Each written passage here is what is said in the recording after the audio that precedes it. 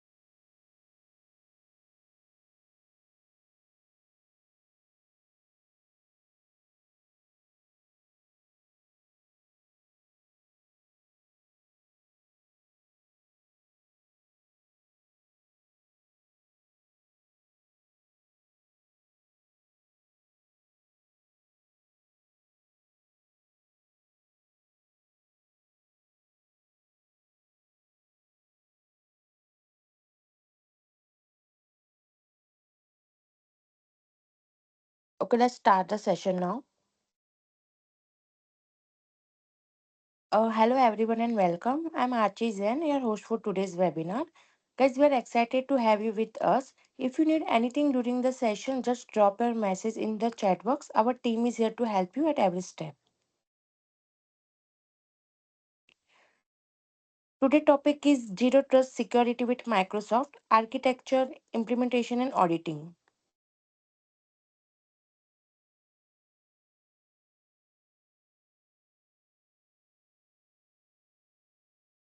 Just a second, guys. About ATC community, this webinar is brought to you by the Azure Tech community, a growing space for learners who are passionate about cloud, AI, machine learning, IoT, open source, and DevOps. Stay connected, stay updated, and keep learning with us. So today's session is sponsored by Synergetics and Microsoft. Synergetics is one of India's leading tech learning partners, helping students and professionals in upskill in cloud, AI, DevOps, and modern technology. Our mission is simple, guys: empower you with real industry ready skills to grow in today's tech world. Here are the different learning solution which is offered by Synergetics. If you like to explore your learning part or skilling journey, feel free to reach out. We are happy to guide you.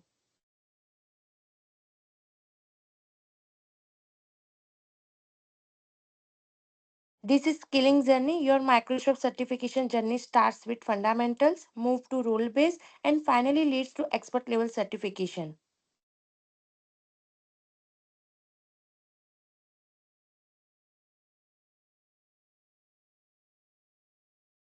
We also run active emerging tech communities on Meetup, completely free to join. You can be part of our communities in Pune, Gujarat, Nagpur, Indore. Just open the Meetup app and join us and keep learning new technology with like minded people.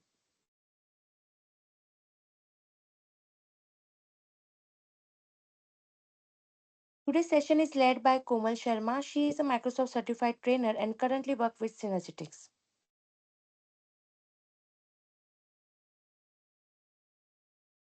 Here is the agenda for this session. You can see on my screen.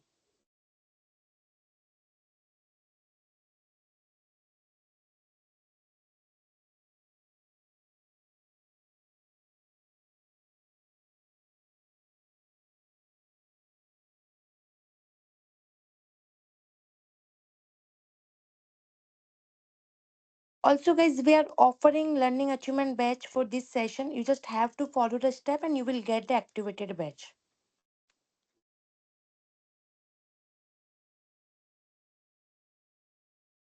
Please follow the code of conduct to keep the session respectful and smooth. Screenshot and screen recording are not allowed.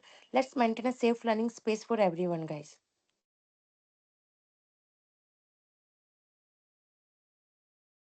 We also run 4 day certification workshop for in-depth learning. This Saturday webinar are just for short overview. The full training happen in this workshop. We are offering special discounted pricing exclusive for attendees. For details or registration, contact us. Guys, do follow us on our social media platform for upcoming webinars, workshop, and certification journey.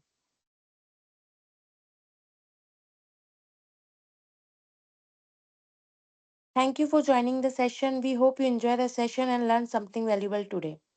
Now I would like to hand over this mic our speaker. She will continue ahead.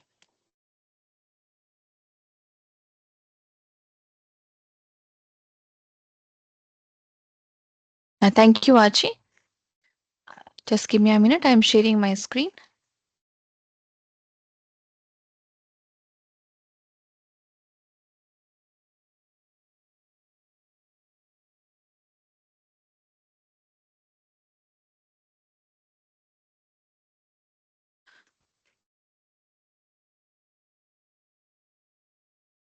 Okay, so team, I hope my screen is visible. I'm loud and clear to everyone.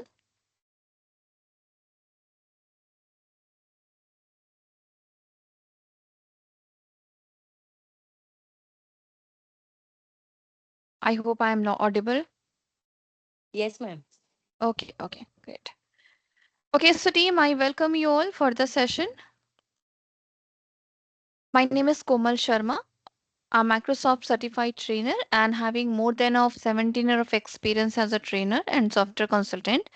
I have all expert level of certification for Microsoft 365 services, Microsoft security solutions, and Microsoft Power Platform.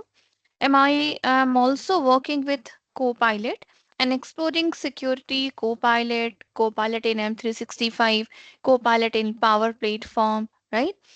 So, team here in this session, we are going to cover the fundamental of zero trust security, what is its core principle, why it is essential for modern organization. We will explore Microsoft Zero Trust architecture, including the 7 key pillars, and will discuss practical implementation strategy using Microsoft tools such as Entra, Intune, Defender. Sentinel, Purview. This session will also address auditing and compliance practices. That is to ensure continuous monitoring and security posture management. Finally, we will discuss the common pitfall and conclude and with a question and answer, like any questions you have, we will be addressing the same. Okay, so team, let's start with the session. So if you have any query, any question so far, please feel free to put your query over the chat and I will address you for the same. Okay. Okay, so team, let's first start with the understanding what is zero trust. Okay, so anyone here in the audience who would like to tell me what do you mean by zero trust? Anyone? You can answer, you can put your answer in the chat. Okay, how many of you are totally new to security? You can raise your hand. Anyone who is totally new to security?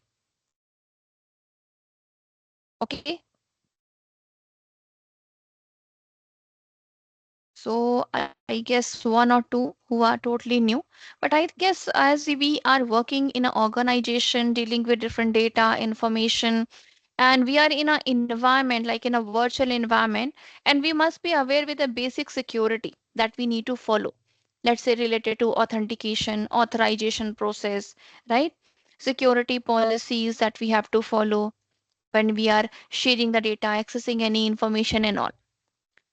So zero trust is the basic one, basic part of the fundamental of security. Okay, so zero trust says that do not trust anyone, right? Do not trust.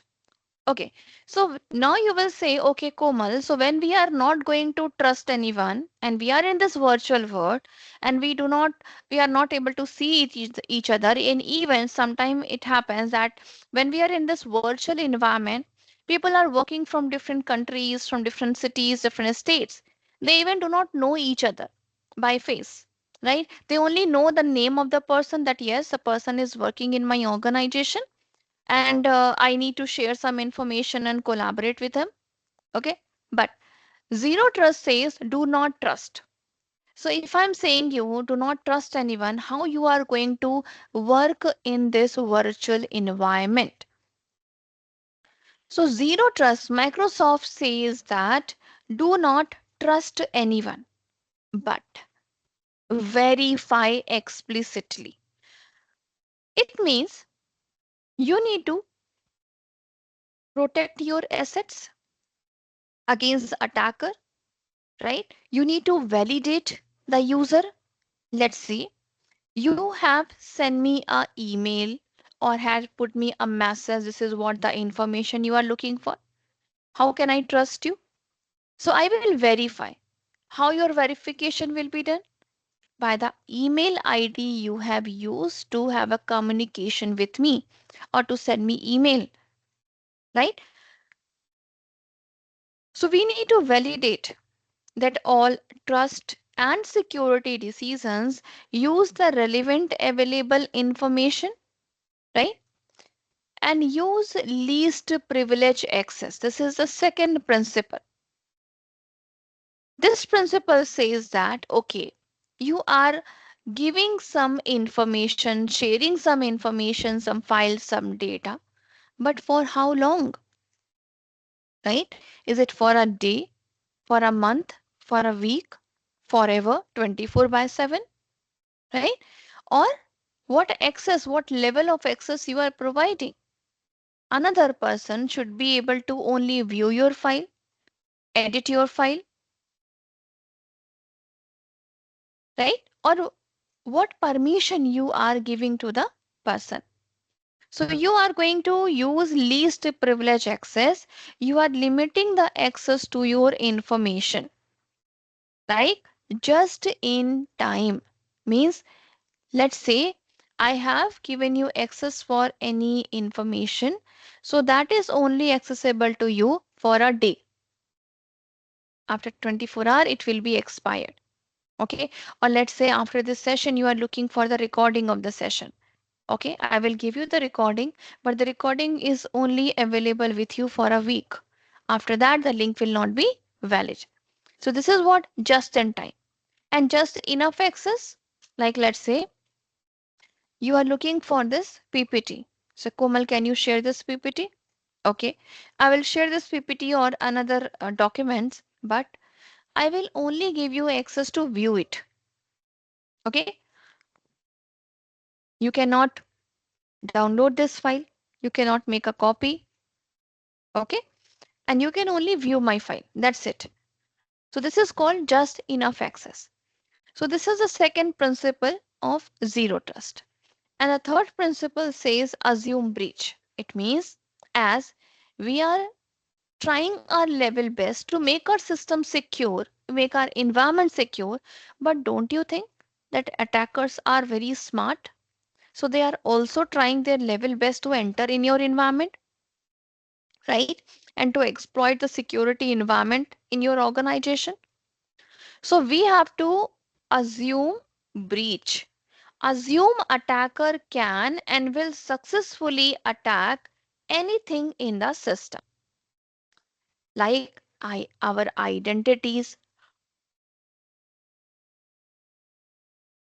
So these identities can be compromised, network, device, application, infrastructure, and so on, and plan accordingly. So these are the three main principles under zero trust. So now let's understand zero trust rapid modernization plan. So Microsoft zero trust approach,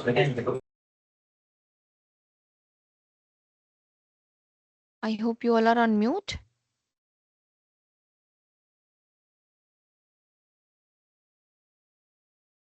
Yes, correct, Vishal. It's a good example for a zero trust. Very good. Just in time access. Okay. So Microsoft zero trust approach, it is based on three principles that I have just discussed. Assume breach, verify explicitly, least privilege.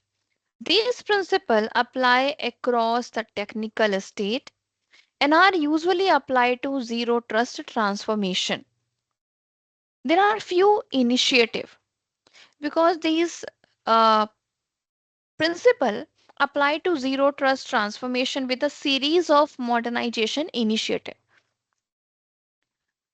The first one is secure identities and access. So this initiative focus on modernizing access plan, ensuring that user can reach the resources they need securely from anywhere. And modern access control is built around explicit validation to of trust signals of users and devices. Modern security operations initiative focus on cutting back organization risk, and that is by reducing attacker dwell time. This is like this time is like how an attacker has access to resources before they are detected and removed. The next initiative is about infrastructure and development security. This initiative focus on integrating security into infrastructure, platform, and application. The next is operational technology and Internet of Things security. This focus on modernizing security of OT and IoT devices. Next is your data security related initiative that focus on enabling an organization to discover, classify, protect, and monitor critical data. And governance risk and compliance. This initiative focus on modernization of functions that ensure that organization is consistently meeting security and compliance requirement. These are the most critical steps of zero trust. So there are some top priorities Like you need to validate all access. And for that, okay, so team, now here I want answer from you guys. Let's say you have to validate any user access. What you will do? What is the method you will use? If the person is a authorized user, how you are going to validate, or how you are going to prove that you are a right person? Anyone? Any suggestions you have? Authorization. Okay. So Yash, here authorization comes after authentication. Okay. So first you have to prove who you are. Okay. Means, are you a right user? This is what authentication. Perfect, Ahmad. So you will check authentication, and once you have proved that yes, I am a right user, and then what level of access you have, that comes under authorization. It's okay, no problem, Yash. I appreciate that you have answered me. No problem. So I will really appreciate when I'm asking any question, whatever the information you have, you just share with me. You can put it into the chat, maybe right or wrong, no problem. Okay. Yes, of course, Vishal. There are other ways that fingerprints, password, we have multi-factor authentication, right? Like Vishal has mentioned, we use multi-factor authentication means along with your passwords, you use another way of authentication. Let's say OTPs shared, right? Biometric, face scan. These all are the other way of authentication along with your password. Okay, so you have validated all the users, then you have prepared for ransomware recovery. Make sure that your backups are safe, all are tested, and it can be restored quickly. And then what is the next step you are going to take? That is to protect your information, protect your sensitive data. For that, you need to find, you need to classify important data, and then apply protection. This is just like you have lots of data you are dealing with, right? Collecting data from multiple places. But is it like all data require protection? Is it like all data is sensitive? No, right? You all must be agree with me here. Not all data need to be protected, but there is some data that is very sensitive, and there is high chance that your data can be leaked. So you need to identify that data. You need to find where is your data, and then you will apply protection policies. Let's say DLP policies, data loss prevention policies. You can use sensitive labels, right? So I will come to this part later. Now the next step is that, let's say any attack happen. So now you have to respond quickly to that attack. And for that, you can use a tool like XDR, right? An automated playbook to detect and stop the threats fast. What next? You are going to unify visibility. Means you are going to collect all security signal in one place. So anyone, can you quickly just give me the tool you will suggest me? Like let's say you have to collect all security signal at one place. What tool you are going to suggest me here? Anyone?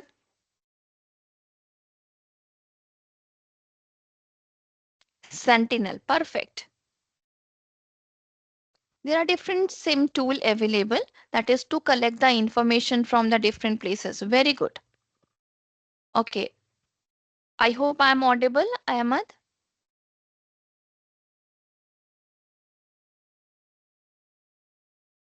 You can check your audio, Ahmad. Okay, okay, great. Thank you so much for your response, everyone. Okay, now what next? So you have collected the information, right? You have collected the data from different places like SIM tool, where you have different connectors to connect the data, right? And then you are going to reduce manual work. Here, automation comes in the picture, and I hope you all know anyone who have worked with Sentinel. Sentinel is not only SIM, it is also a SOA tool. Okay, that is to automate the investigation and response. That is to save the time. Now, these are the all top priority works, all top priority steps that you need to take.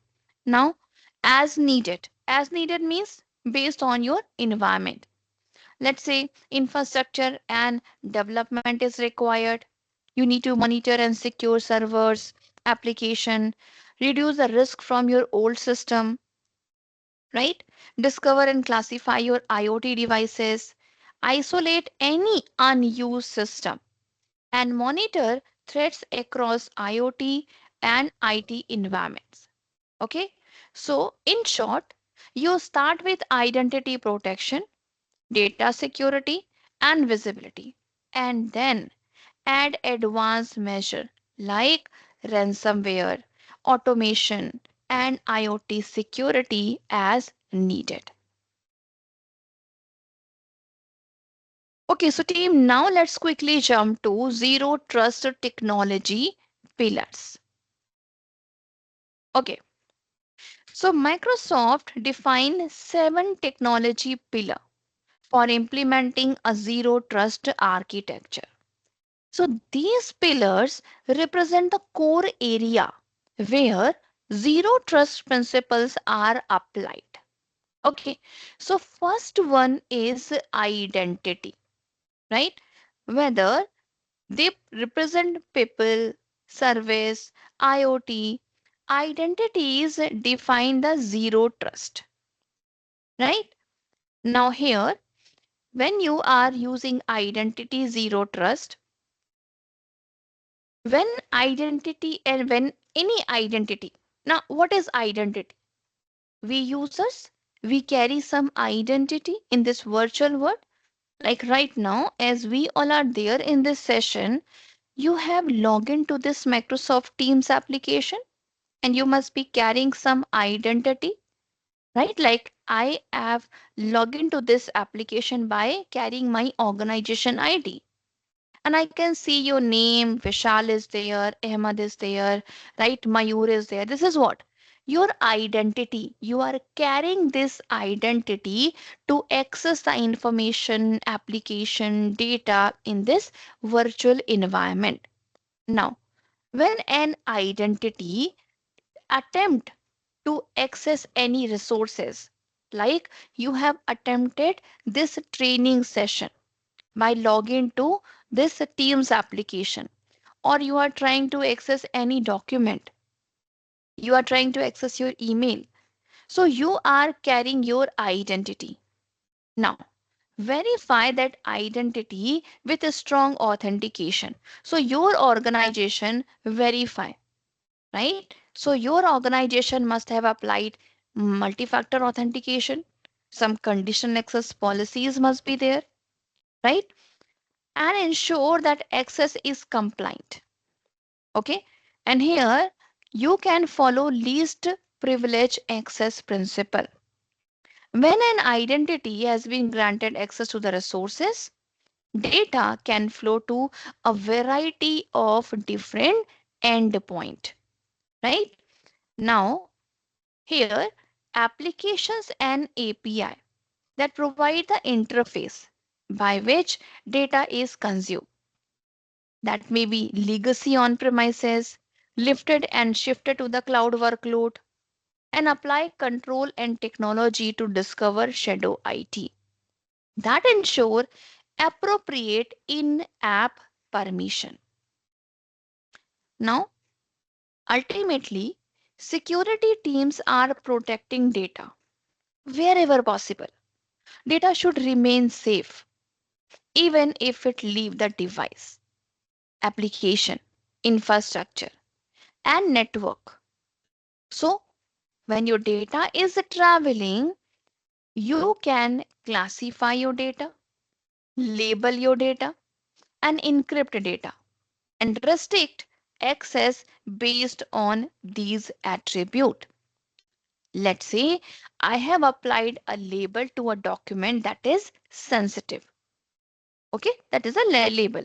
Or let's say top secret or confidential. This is a label I have applied. Now my policy will check.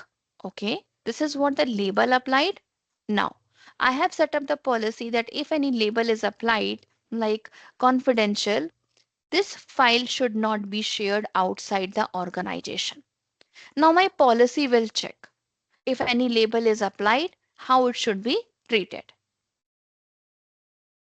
Now, when you are accessing some information or when you are granted for any data, your data can flow to different endpoints from IoT devices to smartphone.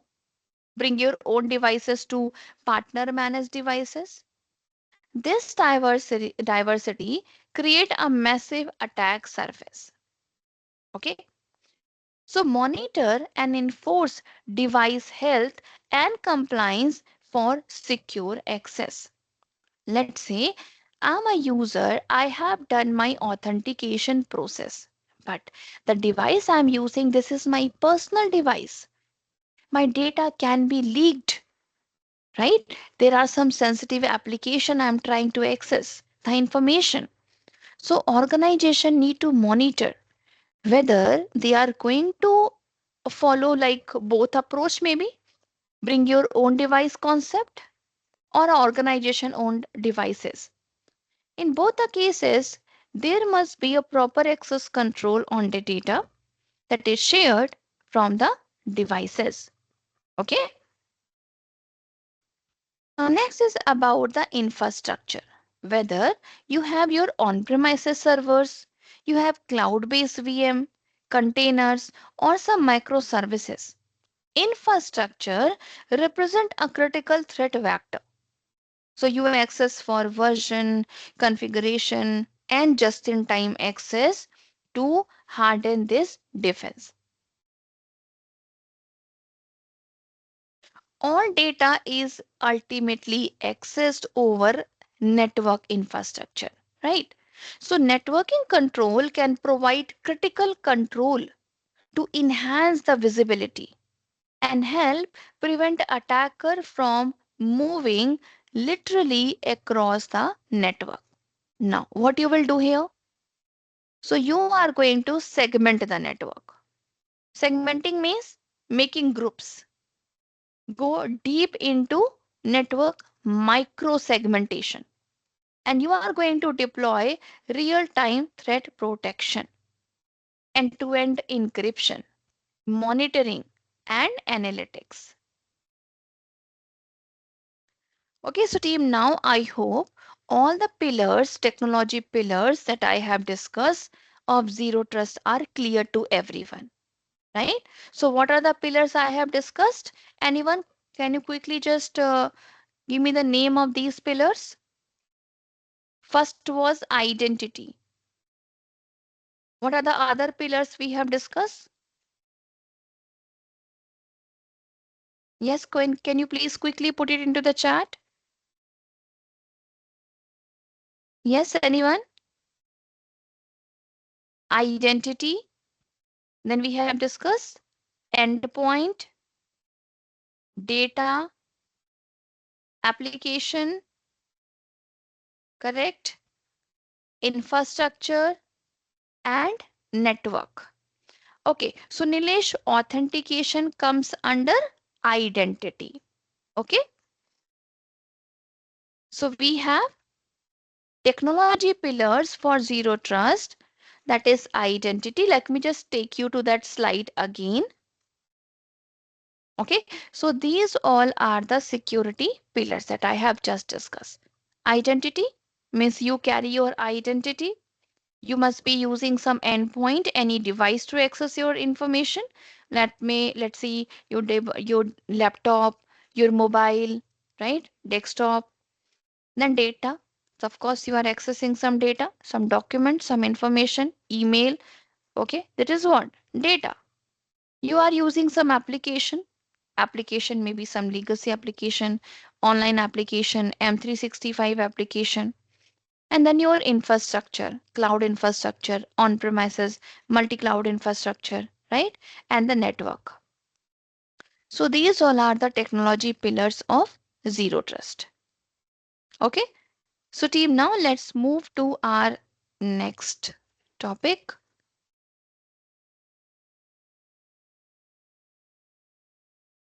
Okay. So team, now we are first going to focus designing solution for identity and access management. So here there are some important point I would like to highlight for identity and access management.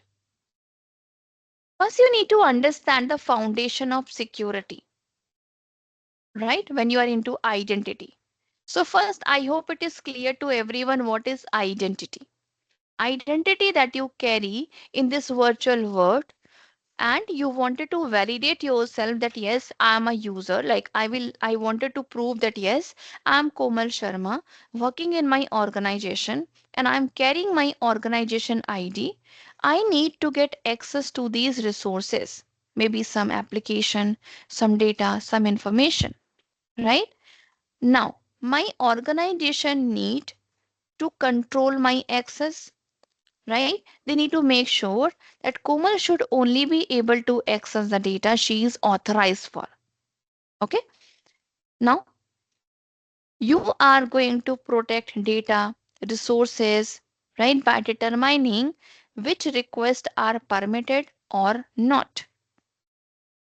Managing compliance and security in diverse technology landscape can be challenging. So here we have Microsoft Entra. This is a IAM solution, identity and access management, that ensure that right person can access the right resources at right time for right reason, right? So IAM, that is essential for any secure and compliant public cloud architecture. So you have some comprehensive services, tools, and reference architecture to create resources, secure, and efficient environment for your users. So there are different features you can explore in Entra, like identity protection, privilege identity management, condition access policy, right? Entitle management, access reviews, right? So these are some features that is available in Microsoft Entra. I think some of you must be aware with Active Directory. This Entra was earlier known as Azure Active Directory, right? Okay, so how many of you have know what is Entra? Can you all raise your hand? How many of you are aware what is Entra? Yes, can you quickly raise your hand? Yes, team, anyone? Okay, Vishal has raised, means only Vishal know what is Entra. What about others? Okay, so Amit, you know about Active Directory, Azure Active Directory. Okay, anyone else? If you know about Azure Active Directory, like Amit has mentioned, Azure Active Directory. No one?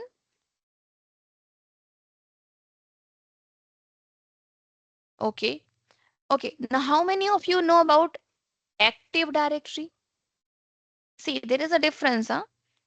AD, that is Active Directory, AAD, Azure Active Directory, and a third is Entra. Okay, AD, let's start with AD. AD is what? Active Directory. Let me take you to my slide here. So let's first understand what is Active Directory. Pick my marker. Right. Okay, so team, Active Directory is what? This is again for managing identity, but this is a on-prem solution. Active Directory, it provides identity as a service. for managing users, group, and devices. But this is a on-prem solution means you have local server for managing domain, organization units, and group policy. It was introduced in Windows 2000. That is for on-prem environment. But as now we are working in this virtual environment, later on Azure Active Directory was introduced as a cloud solution for managing your identity. And now it is renamed as Entra. Currently, Azure Active Directory is no more available. Microsoft has renamed it and relaunched it as Microsoft Entra. It's like over 3 years now. Azure Active Directory is now known as Entra. This is a cloud solution with few more features added in Azure Active Directory. And now it is known as Entra ID. Okay. So this Entra ID is again for managing your users, group, devices across cloud plus your on-premises environment. It supports single factor authentication, multi-factor authentication, condition access, right? And if you have hybrid setup, means many organization they do not want to leave their footprint on premises, but they also want to have the advantages of cloud. So what solution they are using? Kind of a hybrid environment, means their users are synced on premises and cloud users. So these users are synced, so they can carry only one ID to access both cloud resources and on-prem resources, right? Let's say this is your Entra that is there in cloud, and this is your on-premises environment, right? Now, let's say you want user who are already there in on-premises, they must be using ID or password. Now, they wanted to use the cloud services, so they can carry the same identity and they can access the cloud application here in the cloud. In between, there is a tool that is used as known as Entra Connect. EC, that is Entra Connect, that works as a bridge between the cloud identity and on-premises identity. Now, identities, that is for Azure platform resources. A centralized identity use a single location in the cloud. That is for controlling access, authentication, and application. This approach provides better management for IT team. So when you grant access to resources, use Entra only groups for Azure control plane resources and Microsoft Entra privilege identity management.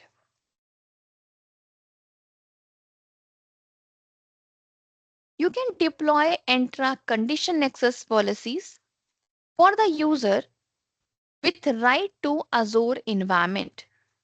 And this condition access policies, it help protect access to the resources on the basis of some condition, right? Anyone, can you quickly give me example what condition may be if you're trying to give access to your resources? Okay, one example I will give you, that is based on user group. Let's say you can use the application if you are from finance department. Okay, this is the first condition. Can you give me example of other conditions? Okay, perfect, Ahmed. Device location. Let's say you are traveling. Okay, condition as such as geographic. Perfect. Let's say you are working from office, MFA is not required. But when you are working from your home or from your client location, condition access will be required, right? If you are using Android, access will not be provided. It is restricted. Or if you are using your personal device, no, access is not allowed. But from organization devices, You can access the resources. IP address. This is again a correct example. Anything else?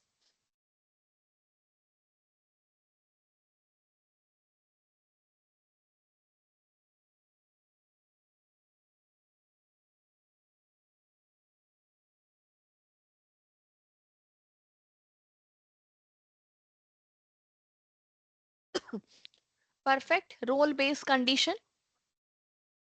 Okay, that's great. Thank you everyone for your examples. Okay, so now here we can use condition access that provide a mechanism to help protect a kind of a controlled Azure environment from unauthorized access.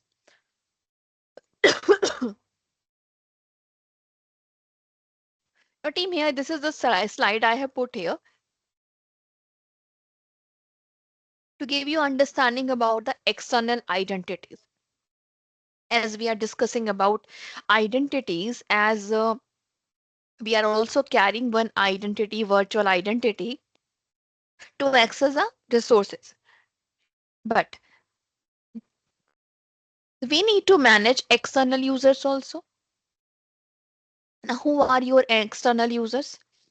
Who you call that is as a external identities? Anyone? Can you give me example who are your external users or who you call as a external identity? Okay, perfect, Steven. It's a vendor, your partners, right? And even a customer, right? That is again an external, not a part of your organization. Perfect. Contractors, vendors, partners.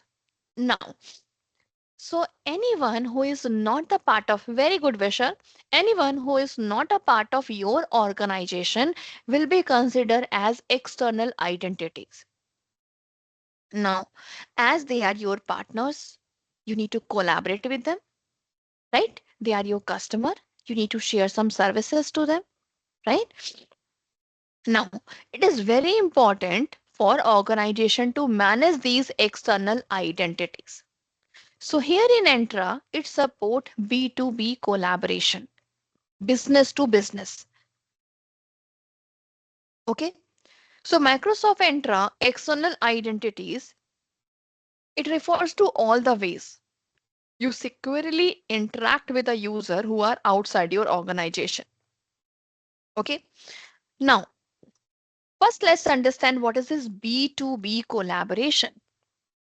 Here, you collaborate with external users. Okay. Let's say you want them to sign into your application, right? Sign into your Microsoft applications or other enterprise application. So this B2B collaboration users are represented in your directly as a guest user, right? So you call them as a guest. So they are added in your directory as a guest user. Okay. Now the second users, they are B2B direct connect.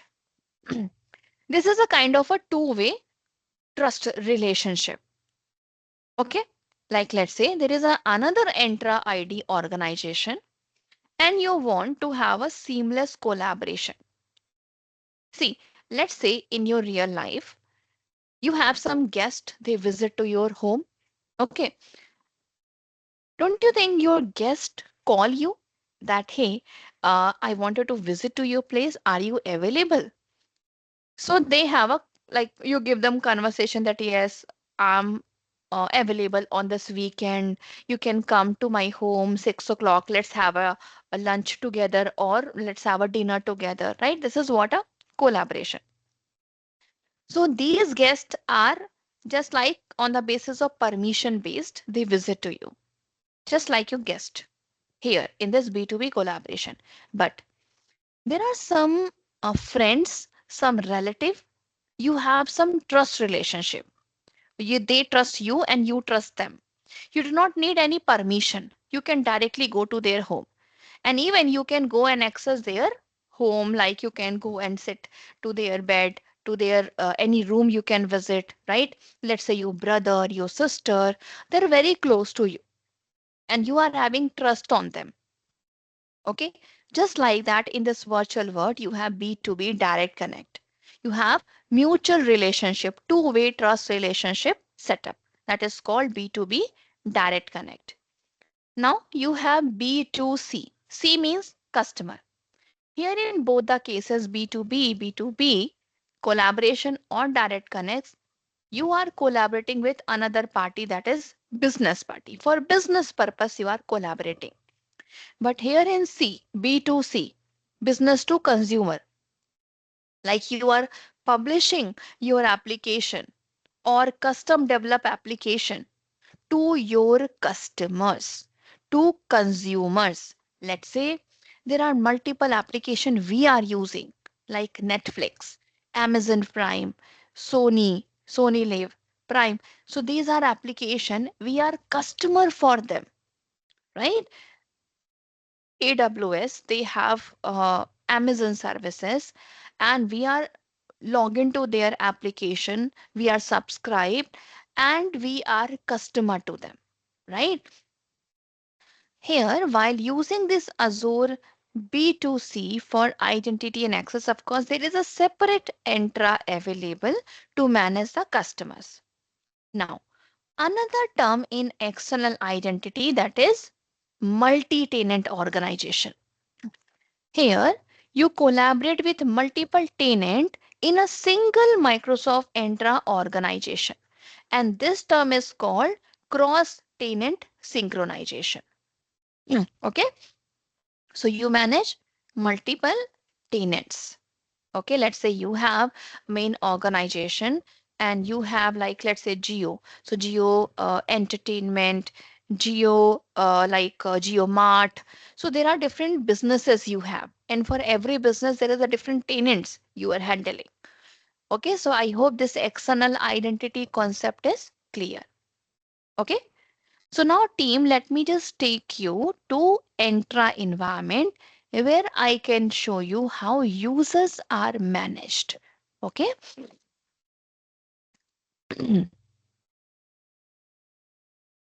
So I need to log into Entra, entra.microsoft.com.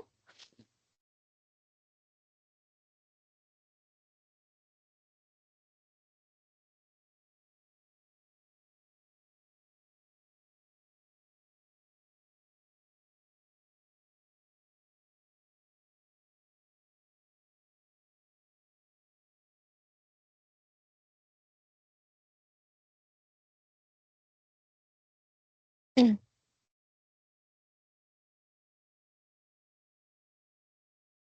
Okay, so my authentication is done because MFA is enabled on this account.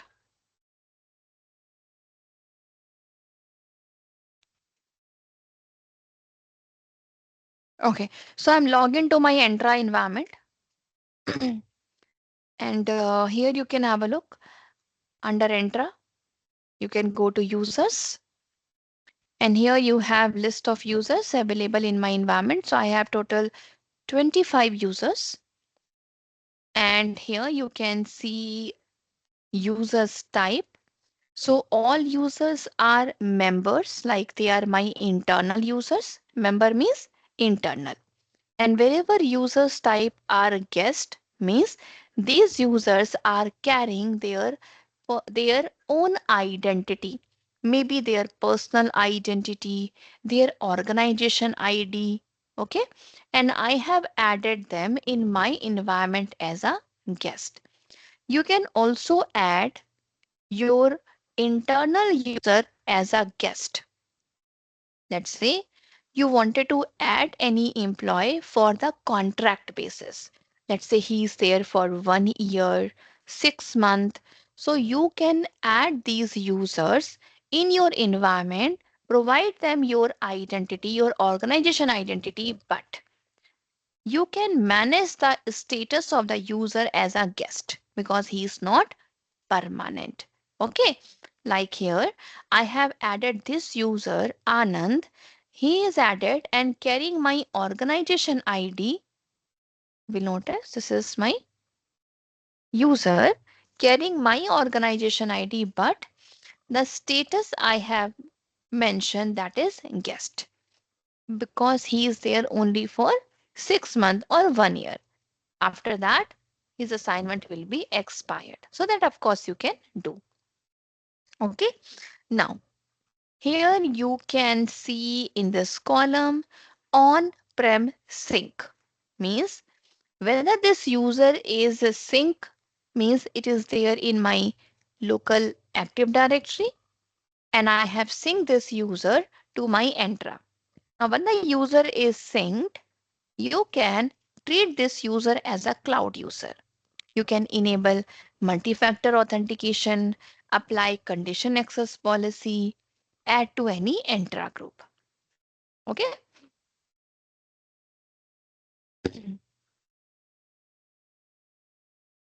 Now, when you are going to add a user as a guest, you need to click on new user, create a new user if you are going to create and add your internal users. Okay. Here you have to select your organization domain, mention the user principal name, and you can manage the user property. Now, another option is that to invite external user.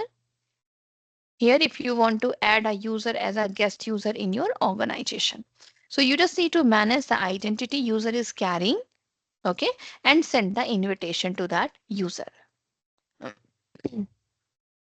Once the user is added, you can click on that user profile and have the overview of that user information. When that user is created, what is the type of the user, or if any group is assigned, any role is assigned, what license is assigned, all you can check here. Here, this is the navigation of the users. Okay. Now let's say I have to enable multi-factor authentication, right? So here you have an option per user MFA. Just click on it. So here for most of my user MFA is disabled. Okay. But if you want to enable MFA for any particular user, just select the user and enable it. Here you have an option to enable the MFA or not. Okay.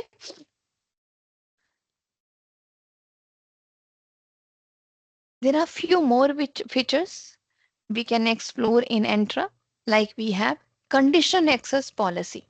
Here at the extreme left side of my screen, we have condition access policy. Here already some policies I have created will show you that.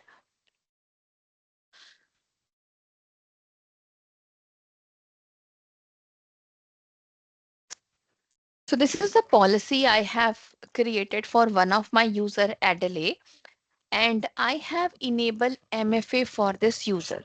Let's say, actually this is just the policy for my trial environment, but in the real scenario, you set up the MFA for a group of users. Generally it happens. For example, all users from R&D department, from finance department, as they are working in some sensitive information. So I want to enable MFA for them. As this is not for all the users, so it's the best idea to use the condition access policy. Here, just add the users or the group you want to include in the scope of the policy. Okay. Here you can select the target resource. Target resource means applications. Okay. For example, here I have mentioned Office 365 application. Mm. Now here you can configure network, right?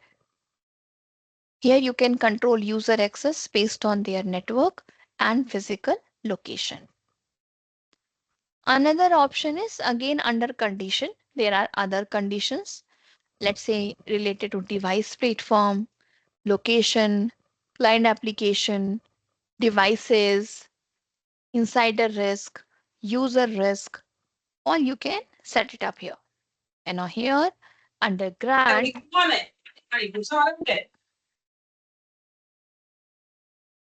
Yes, Archie.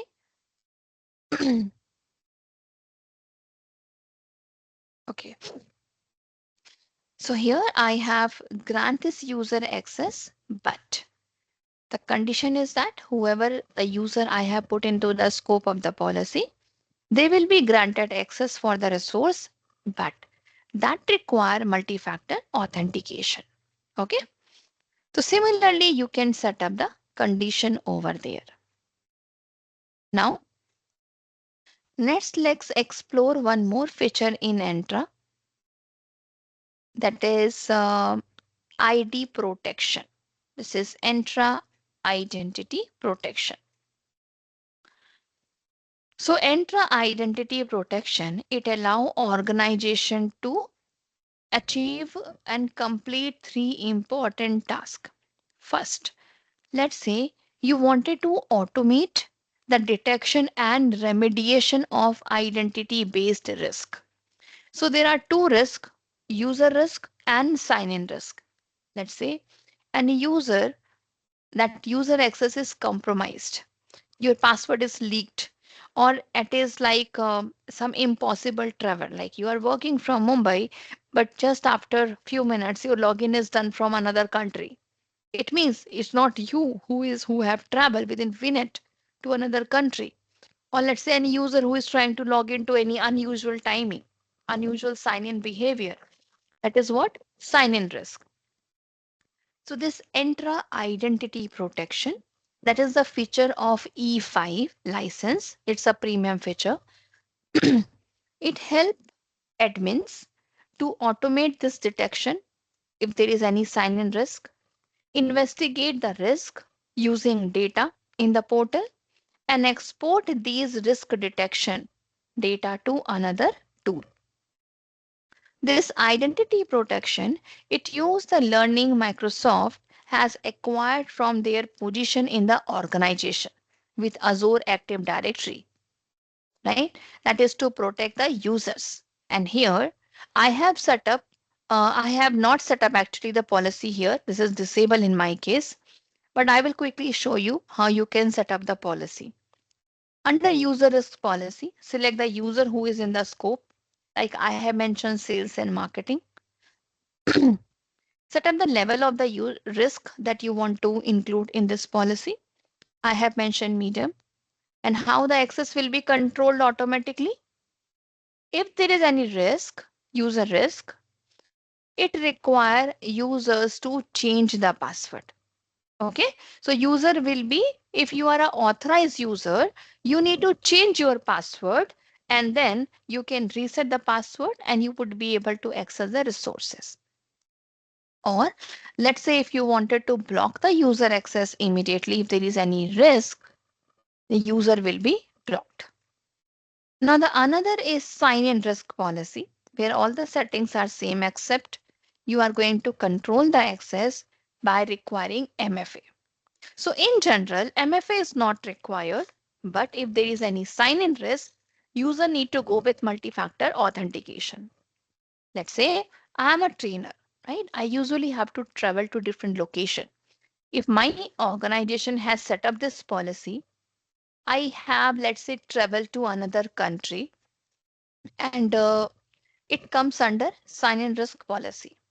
So I would not be able to access my resources. But as it can be managed by require MFA from me, so I will complete my MFA as I am an authorized user and I would be able to access the resources. On the other hand, if there is any unauthorized user trying to access my account, the access will be blocked because he is not an authorized user and he would not be able to complete MFA. Okay, so here let me just explain you here the same term in a slide. Like let's say this is your Entra identity protection. So it help you to find out the risky users, risky sign-ins and risky applications. Okay, and the same identity protection and condition access policy can be combined. Means while setting up the condition access policy, you can control and manage the access along with the user risk and sign-in risk. Okay. When you are creating condition access policy for identity protection, you will be having more options to manage these risks. Okay, so team, anyone, any questions so far?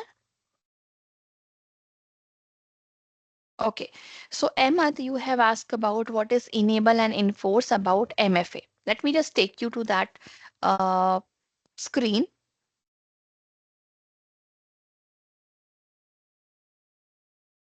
Okay, here some users it is disable, for some user it is enable, and some user it is enforce. Okay, disable means of course it is disable.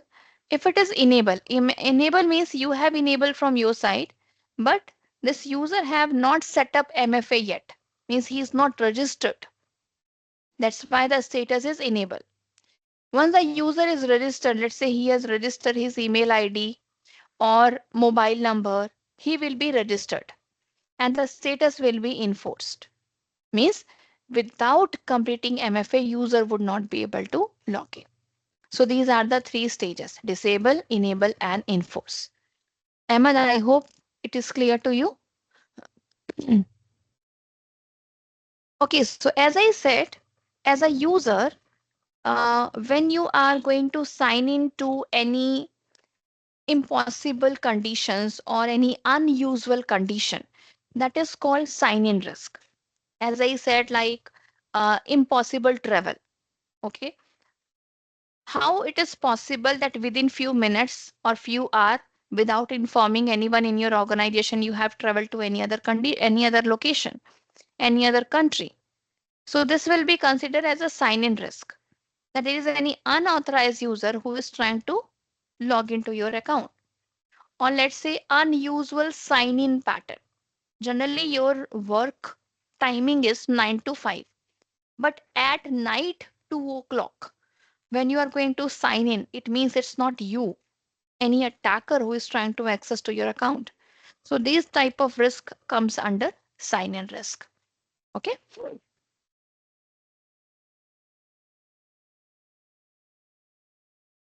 Okay, so team, now let's move on. And here in this part, we are going to discuss a solution for security operations. So security operation is the practice of combining security and IT operation to protect an organization system and data. So a team that process and detect investigation and respond to security threats. This team works 24 by 7 to monitor the system, analyze the alert, and stop the attack. Let me just share you one link, security operations.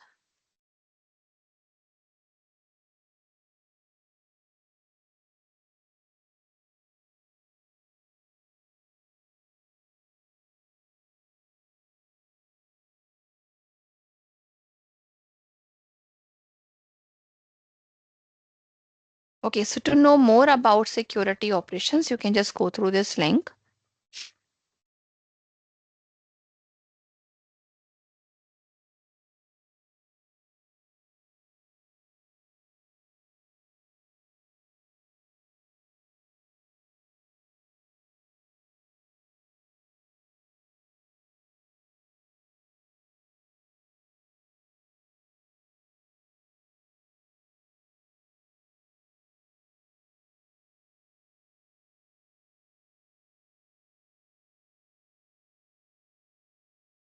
Okay, just go through this link to have a detailed information about security operations.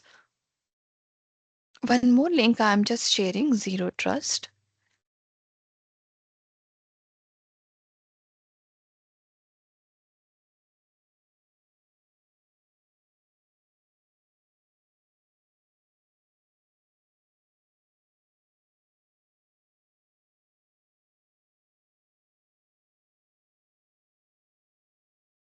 Just have a look to this link to have a detailed information. Okay, now let us understand what is the security operation. So here, under the security operation, the main goal is a threat detection. Here you This team identifies suspicious activity quickly. They need incident response, means means let's say how to remediate the breaches and keep an eye on endpoints, network, and cloud, and use tool to reduce manual work and speed up response. Here you have core components that you need to understand. The first one is SIM. SIM is security information and event management, that is to collect and analyze the log. And you know this tool here in Microsoft, it is Sentinel. XDR, extended detection and response, that is going to detect across your endpoint, emails, identity, cloud, right? Then SOAR, security orchestration, automation and response, for automate workflow and playgroup. And threat intelligence to stay updated on new attack pattern. So team, these are security operation team functions. So they focus on three key outcome. Investigation management, right? They manage all active attack on the environment, right? They have to coordinate with the legal team, communication team, and help the organization prepare the future attack. Like how to you can make your organization ready to face these attacks. This incident preparation is a broader strategic set, you can say. This strategy prepare people to better handle major attack, right? So here you have first line of response in tier 1 for security incident, where you focus on high volume processing of alerts. Tier 2, this is for investigation. Focus on incident that require further investigation. And tier 3 focused on mainly on proactive hunting for highly sophisticated attack process. Anyone, any question? Because now I am going to discuss about the hybrid and multi-cloud environment.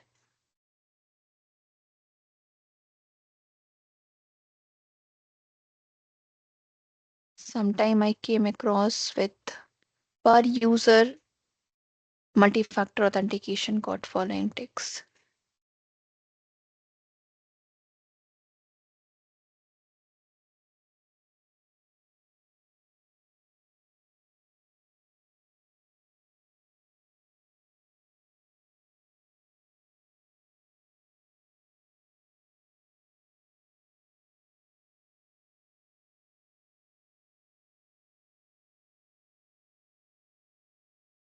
Okay, but what is the issue you face? I'm not able to get you.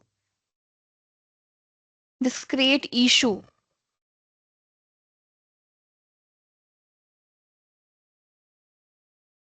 Okay, so restore MFA, delete all existing application password.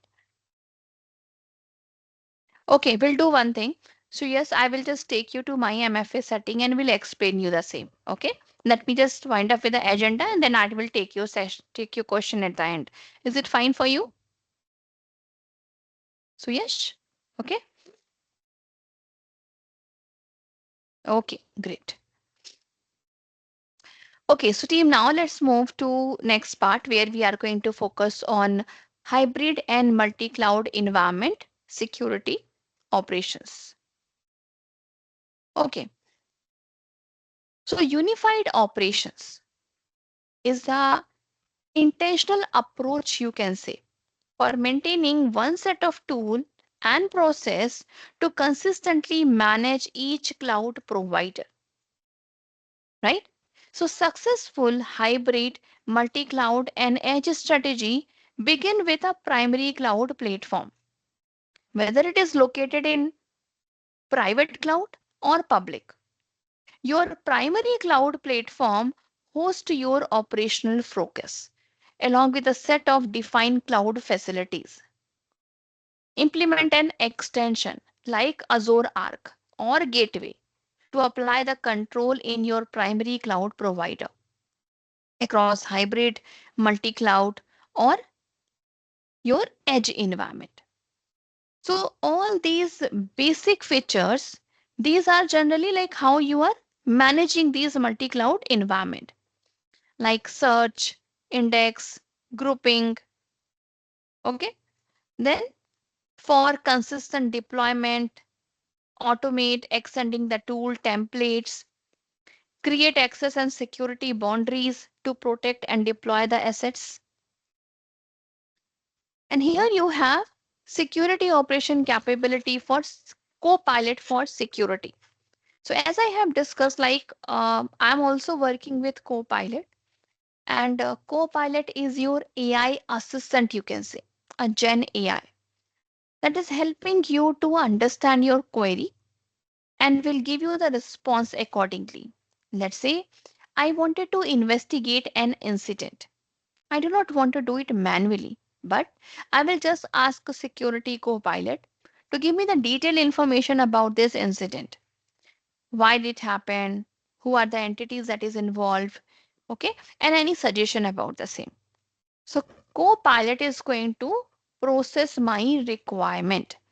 So team, if you wanted to explore more about security co-pilot, I will be sharing you one link.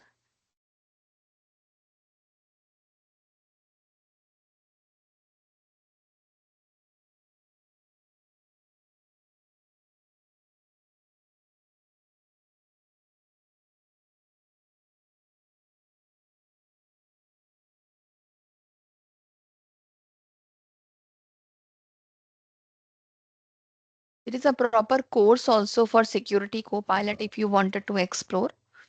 So I'm sharing this course link only.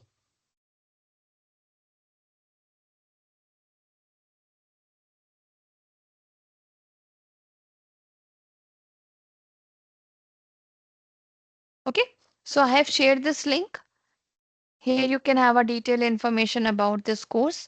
What is the security co-pilot is all about, how it can help you manage your security operations. Okay. Now team, quickly just move to our next topic. Here we will discuss how we can design the solution including Microsoft Purview audit. Okay. Now here in Azure you have different logs. Now what is these logs? So Azure logs are categorized into different category. The first you have control and management logs. This provide you information about Azure Resource Manager, create, delete, update, right? And you have data plane log. So data plan is like that give you information about the event. Okay. So example of this type of logs are Windows event system, security and application log in your virtual environment, in your virtual machines. Then you have processed event that provide you information about analyzed events or alert. So logging this data, it can give you insight about your application and can help you troubleshoot past problems or prevent potential ones. It can improve application performance or maintainability. It automates actions that would otherwise require manual intervention. Here in Azure, you have centralized login, right? When you are integrating your log, it is collected into a lognetic workplace. Now, the same lognetic workplace you can use to deploy your Sentinel. And if your Sentinel is connected with different other data connectors, all the logs are collected in log analytic workspace. Azure Monitor that collect and aggregate the data from every layer and component of your system into common data platform.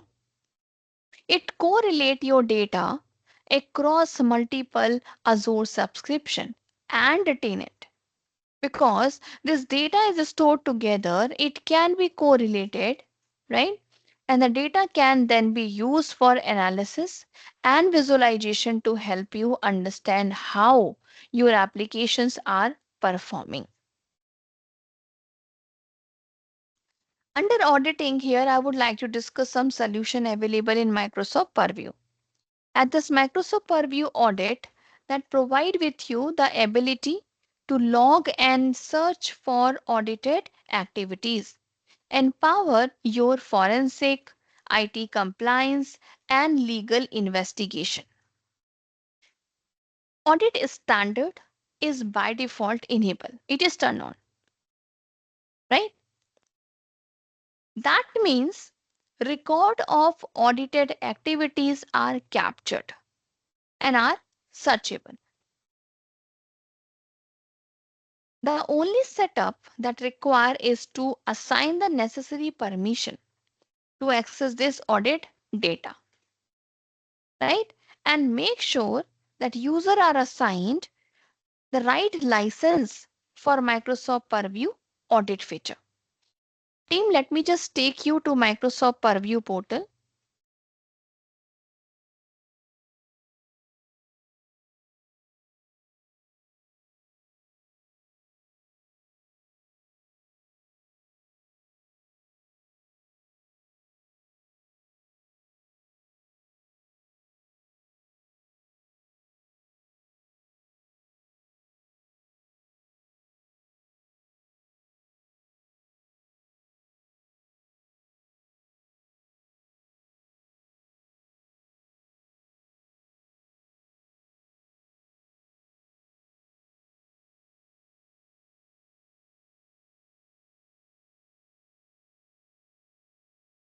Okay, so I am logged into Microsoft Purview,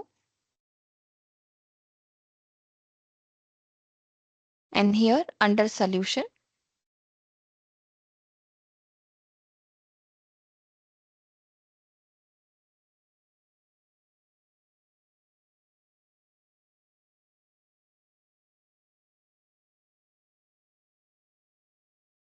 click on audit, and here under audit, you can use this audit capability over there, and you also have an option to set up the policies.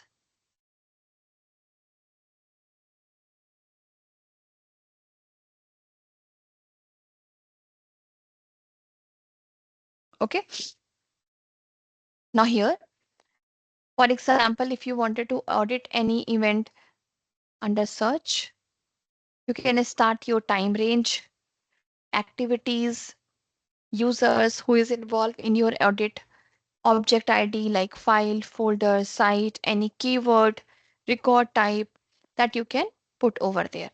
As I mentioned, by default, standard is enable. Okay.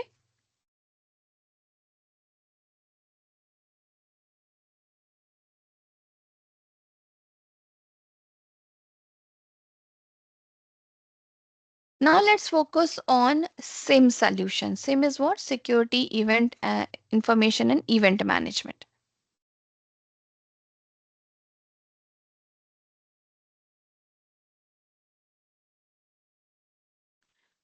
Now here we are going to explore Microsoft Sentinel, Sentinel capability, that is as a SIM and SOR. So first we are going to focus on SIM solution. Okay. So as we all know, Microsoft Sentinel, this is like a kind of a giving you workspace. So first, when you are starting working with Sentinel, make sure you have a Lognatic workplace ready. On top of this workspace, Sentinel is added. Now, when you are adding the Sentinel, there are some best practices that you need to follow, right? For example, many organizations, they have a cloud environment and that contain multiple Azure Active Directory, means Entra, resulting from merger and acquisition or due to identity separation requirement. So when it is determined how many tenants or workspace to use, consider that most Sentinel features operated by using single workspace or Sentinel instance. Microsoft Sentinel ingests all the logs within this workspace, right? And costs are one of the main consideration when determining Microsoft Sentinel architecture. Let's say you have multiple tenant, such as if you are a managed security service provider. Here, I recommend you that you create at least one workspace on each Entra tenant. This support built-in service to service data connector and work only within their own Entra tenant.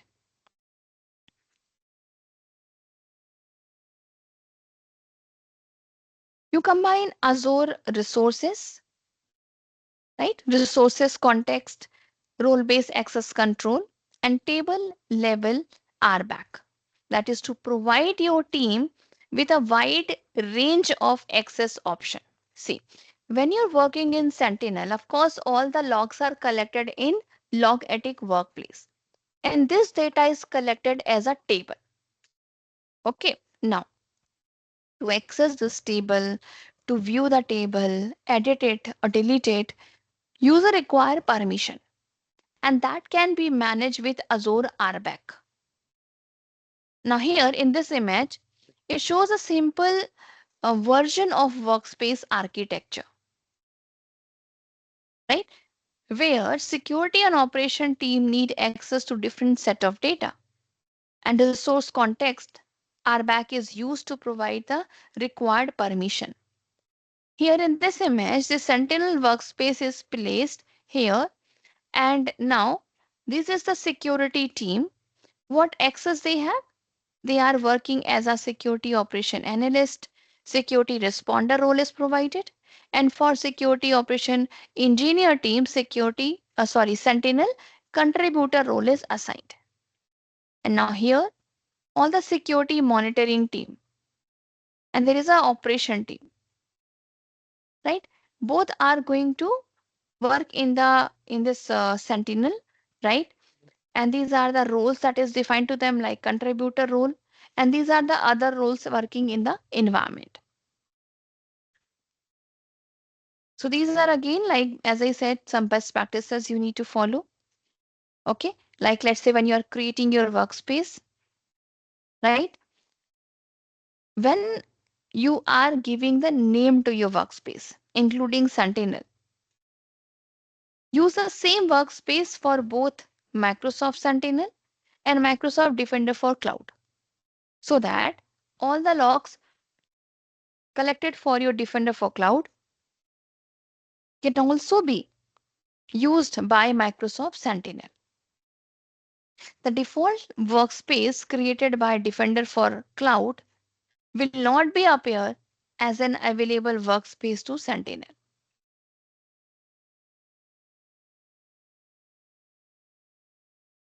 So these are a few key takeaway that we have discussed, right? Like the prerequisite list of designing the solution for SIM, like whether your workspace is new or not, your data is there in different geographical location or one location, multiple Azure tenants, splitting bill containing any non-SOC data, multiple regions, and segregating data or defining boundaries by ownership.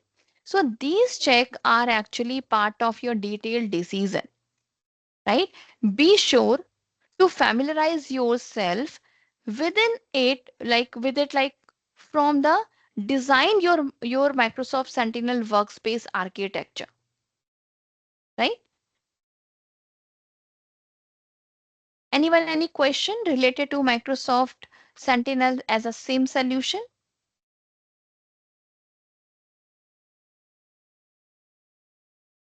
Okay. So team, here in this part, we are going to explore. XDR. But before that, I just want to quickly take you to Microsoft Sentinel environment. I do not have enough credit available in my Azure environment, but let me check if I have already a Sentinel created. I will show you that.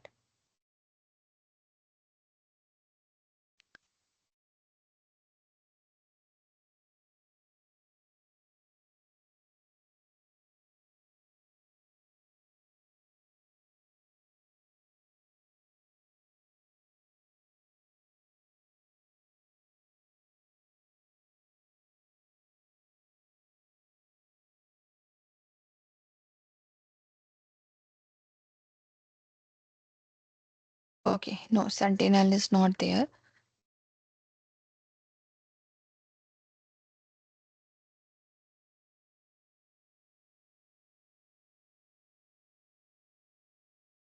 So when I'm trying to create it, it is asking me first that you need to create the workspace.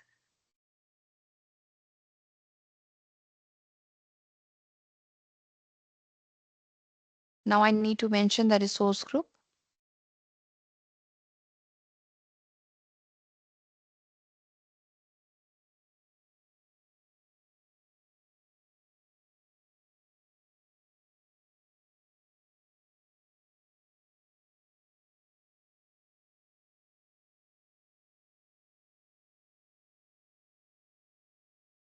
Done.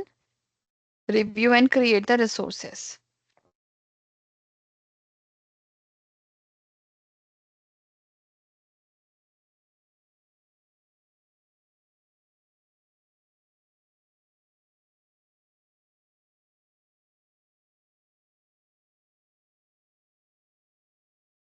Okay. As I said, I do not have the enough credit available. It is asking me to select the subscription where you have some amount available. Okay, but I just wanted to show you how you can set up your Sentinel. And when you are going to create the Sentinel, it requires the Lognetic workplace. Here I have selected the region here that was East US. So all the resources that is there in the same region, your Sentinel will start collecting the log from that. You can create your workspace, your Sentinel as per the region, right? If you have multiple regions, I suggest you to create a separate Sentinel for every region resources. This is how you can manage that. Okay. Okay, so team, now let's start with the understanding of Microsoft Defender XDR. So Microsoft Defender XDR is a solution that is earlier known as Security Portal, Microsoft 365 Security, and now it is known as XDR with extended detection and response capability. So Microsoft Defender XDR, here you have different family members available under XDR. Like you have Microsoft Defender for Identity, Microsoft Defender for Cloud Application, Microsoft Defender for Endpoint, all comes under this Microsoft Defender XDR. Team, let me just quickly take you to Microsoft Defender XDR and we'll explore all the features there only.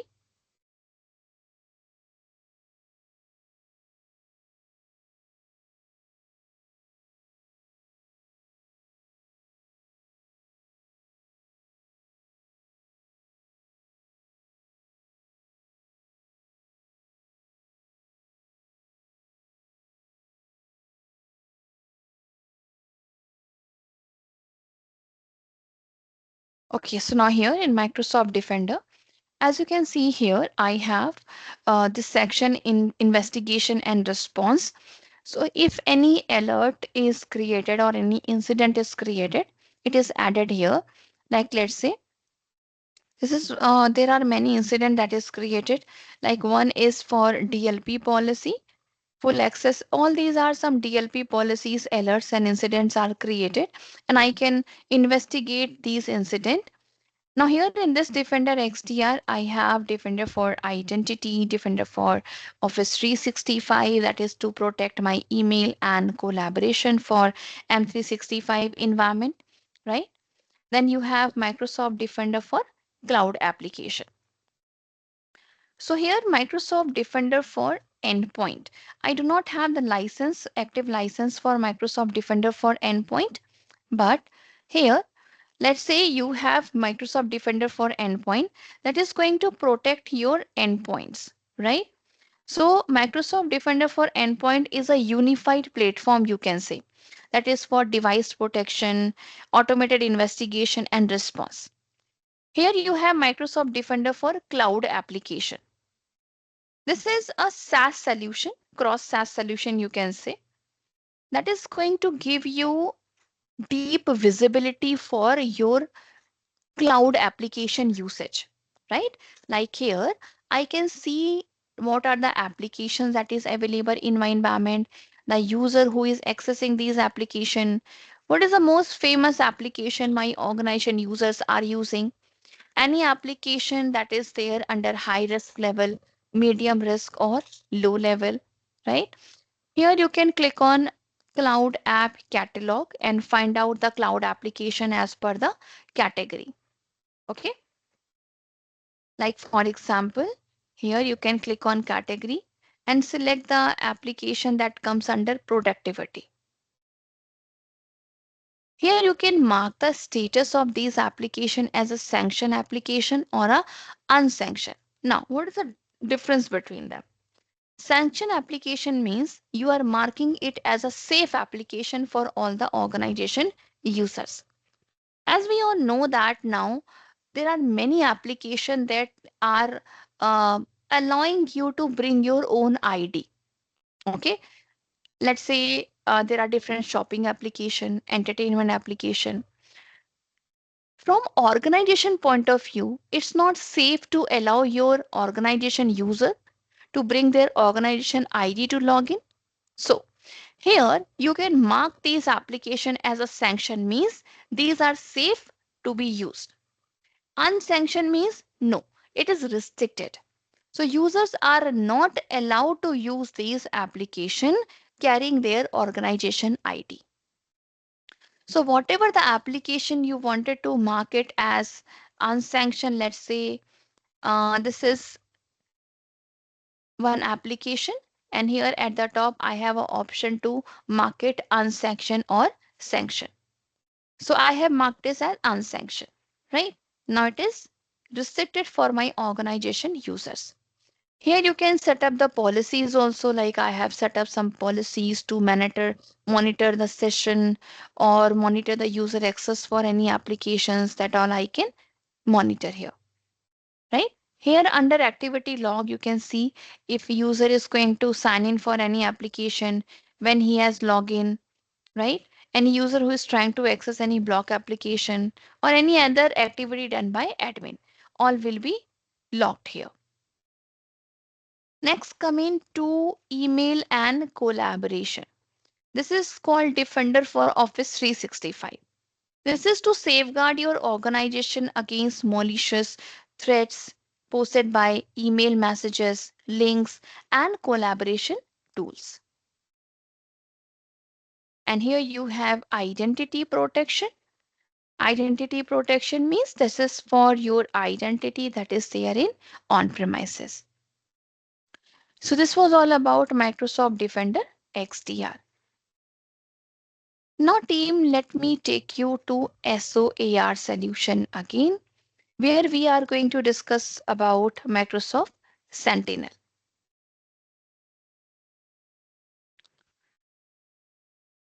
Now SOAR tool that is managed with automation rule.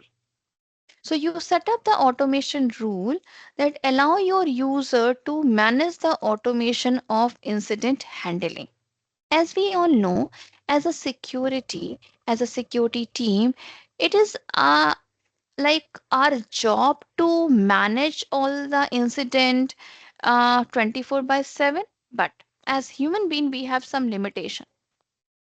We cannot, it is very important to respond to any incident immediately as soon as possible. And to be available 24 by 7, it's better to use any automation tool that will help you to manage this automation and handling of this incident. Let's say automatically assign any security team member to manage the incident. Okay, sending some alert to the security team. Okay, so these rules can help you automate the response for multiple ethical rule, automatically tag the resource, assign, close the incident, right? Without need for any playbook. Now, what is playbook? Here you have also option to set up the automation rule that allow you to apply the automation. Okay, with the help of playbook. Means some automation, some flows are available based on some workflow. Team, just give me a minute. Let me have a sip of water.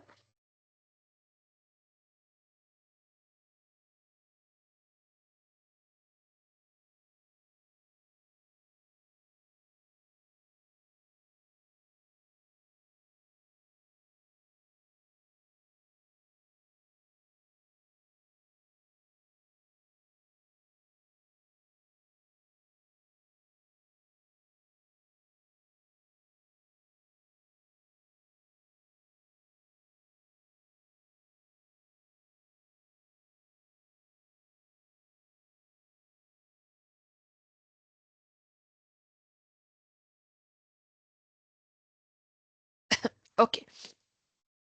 Now, what is this playbook? This playbook is a collection of response, collection of remediation actions, and some logic. And this can run from Microsoft Sentinel as a routine. This playbook can help automate and orchestrate your threat response. It can integrate with other systems, maybe internal or external. For example, you have created this role in Azure, but you wanted to connect with M365 services. Let's say sending a post in Microsoft Teams for the security operation team. Here, you are connecting your Azure environment with M365 environment. So here you can use Playbook. Okay, so it can run manually or depend on your rule that you have created in response to the alert from the incident page. So Playbook and Sentinel are based on workflow built in Azure Logic. So these are SOAR capability with Microsoft Sentinel and Microsoft Defender for Cloud. So you can use Sentinel and Defender for Cloud both to monitor the security configuration and telemetry on for on-premises, Azure, right? So here, this architecture, this is going to provide you a kind of a solution as Microsoft Defender for Cloud that can help you to manage your multi-cloud environment. Let's say you have some resources available in your AWS environment, Azure environment, M365 environment, right?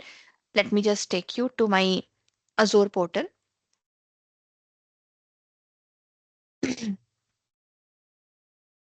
This is Microsoft Defender for Cloud.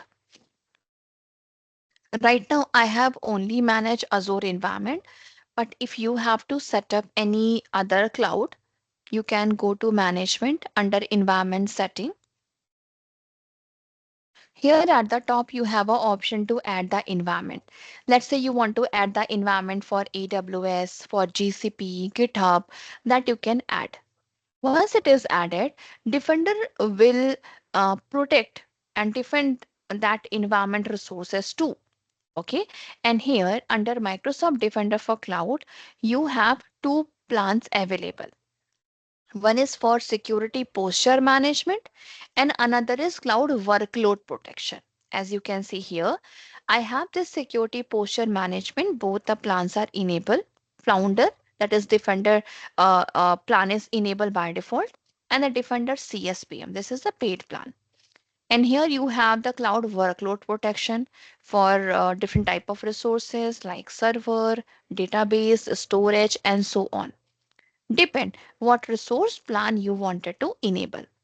Now, when it is enabled, let's say for server, if you have AWS setup, it will also defend the server which is there in your AWS or GCP environment. Okay, so here and like let's say you have to disable any plan that is not needed right now so that you can manage as per your requirement. And Microsoft Sentinel that we have just discussed is a cloud native security information and event management like SIM and SOAR. And that comes with advanced AI and security analytics that will help you to detect, hunt, prevent, and respond to the threats. You can connect Microsoft Defender for Cloud to Sentinel, right? How you can do that? In Sentinel, you have different connectors available. I cannot show you right now here. So, but in Sentinel, you have different data connectors. Connectors for your M365 services, Azure services, your multi-cloud environment, let's say GCP, AWS, and even on-premises. Once the connector is set up, Sentinel will start collecting the log from these places. You can also collect Microsoft Defender for Cloud connector and connect it with Microsoft Sentinel, right? Now, it will start collecting the log and send it to Sentinel. And that is synchronized between these two services. For example, when any alert is closed in Defender for Cloud, it will also display as closed in Microsoft Sentinel.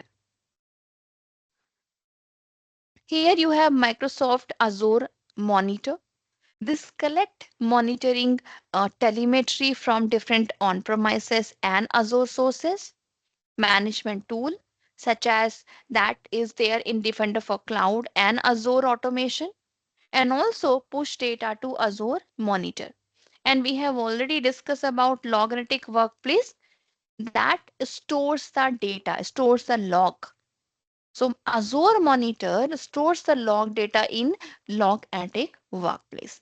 And that is a container to include all the data and configuration information.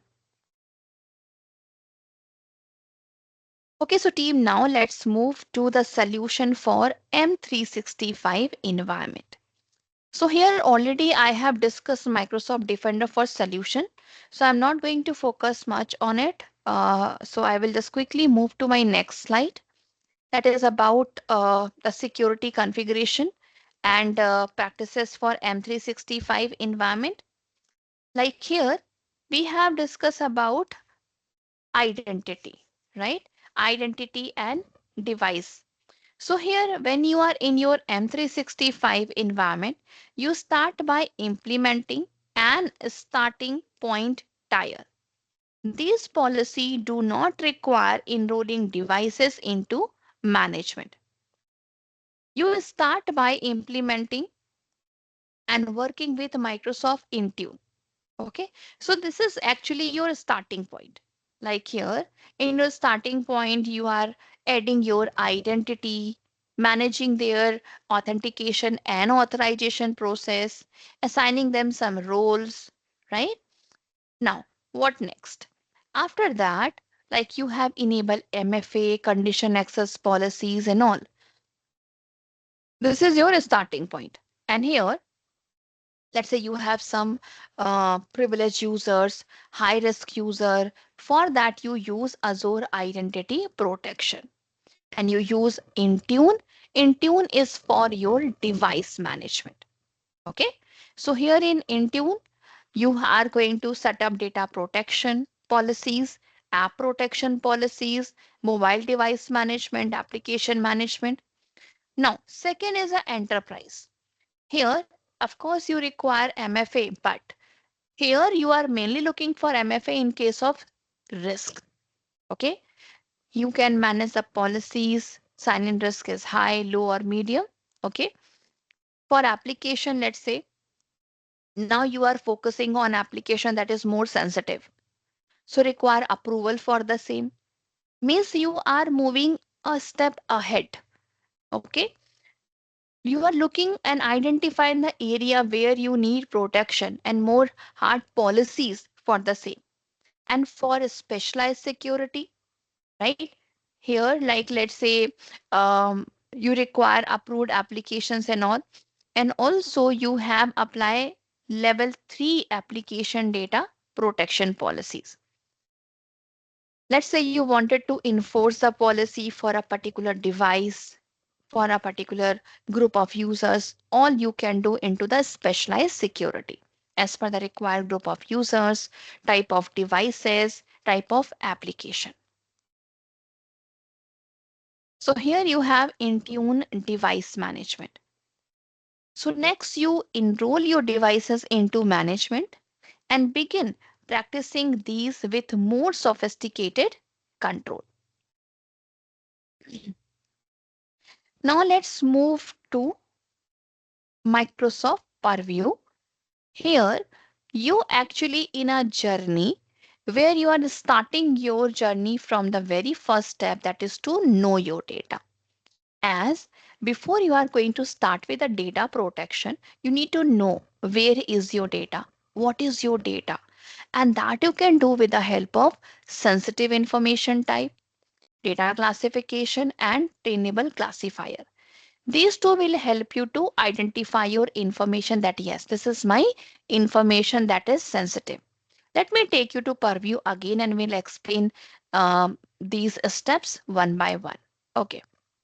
So coming to my Purview portal,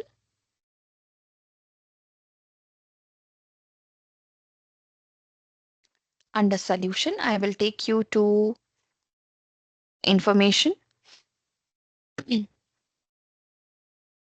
Okay. So like here under information protection, you have different classifier. You have trainable classifier, sensitive information type. Like under sensitive information type, already some built-in sensitive information type are available. Let's say all full name, routing number, IP address, right? PAN card number, Aadhaar card number, all type of sensitive information type are available. But let's say you have some specific type of information that you want should be considered as a sensitive information. No problem. You can create your own sensitive information type. Let's say here I have set up some sensitive information type that is for my employees. Okay, my employees ID should be considered as a sensitive information. Okay, so by creating these classifier, you would be able to know your data. You can apply the sensitive labels. Okay, now next step is to protect your data. As now you know that this is my sensitive data, I will start and taking action for the protection. For that I will take to data loss prevention policies. Here, under DLP policies, let's say here, I will apply the sensitive label and I will uh, putting the sensitive label and all. And then here under DLP policies, you can also use encryption or you can use auto labeling policy to apply the encryption to your data. And finally, your DLP policies will help prevent data loss, right? Like what information you wanted to monitor, what information you want to be restricted, to be shared, right? Or to be accessed by other department user, to be accessed by external user, all will be controlled here. So this is your 4-step data protection and data security. Know your data, protect your data by sensitive label, right? Encrypt your data and prevent data loss. Okay.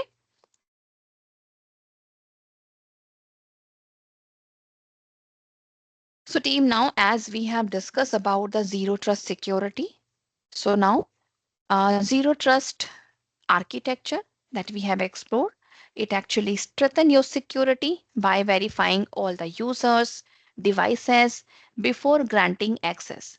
And successful implementation required layered policies as we have discussed in like in Purview portal, you have policies that you can set up for your data. Under Intune, you have application protection policies, right? Device protection policies. You can set up policies in your Entra for your identities like condition access policies, identity risk protection policies, right? For user risk, sign in risk.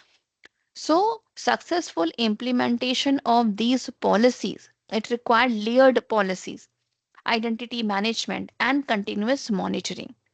So, ongoing auditing is very important for identifying the vulnerability in the environment and ensure compliance, making zero trust an adaptive and resilient security strategy. Okay, so team, that's it about this session. I hope all the topics were clear. And now we have last 5 minutes. You can just put your queries, your questions over there. Okay, so here I have one questions from Suyash. So Suyash, you was asking about the security. Okay, so MFA setting.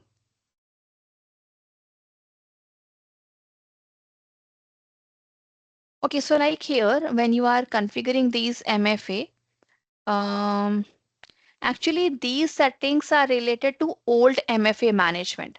So yes, you just check because currently these MFA settings are not available. Okay.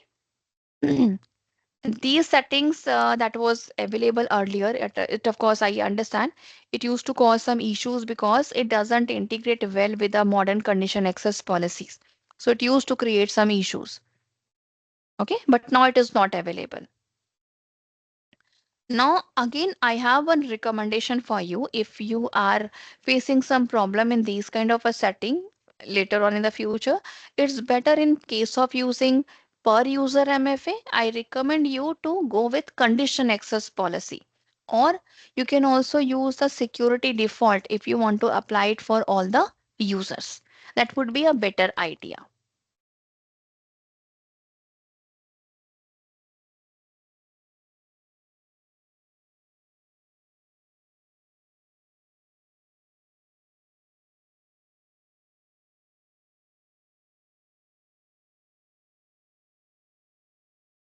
Let me just quickly take you to Entra.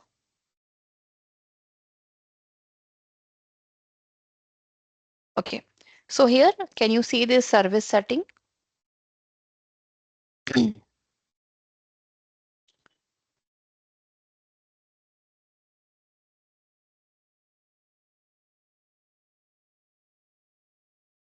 Okay, so these are the new settings that is available in Entra. App password that allow user to create password to sign in into non-browser application, or this is a default setting. And if you wanted to put any trusted IPs here to skip MFA, you can enter here. So any user where you have enabled per user, that user do not need to go with MFA if they are trying to access the resources from the mentioned IP. And here you can select this option like if you want to allow user to remember MFA, like let's say I'm using my organization device and let's say up to 6 months, if I have done MFA successfully, up to next 6 months, I do not need to go for MFA again and again with the same device.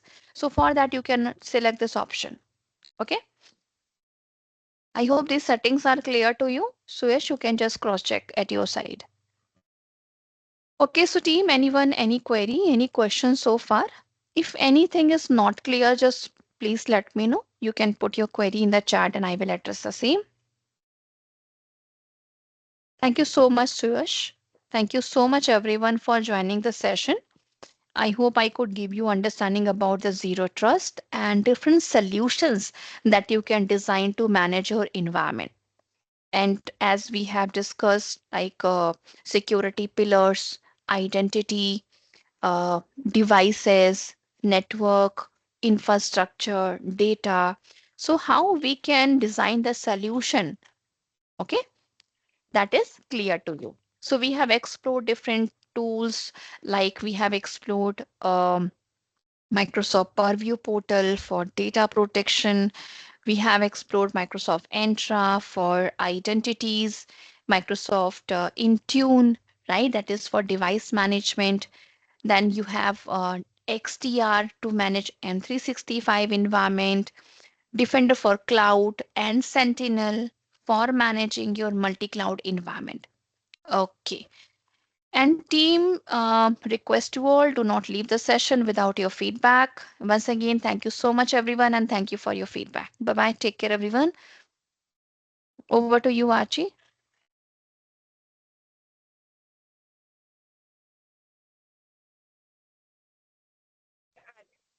Guys, don't forget to fill the feedback form before leaving the session if you like the session.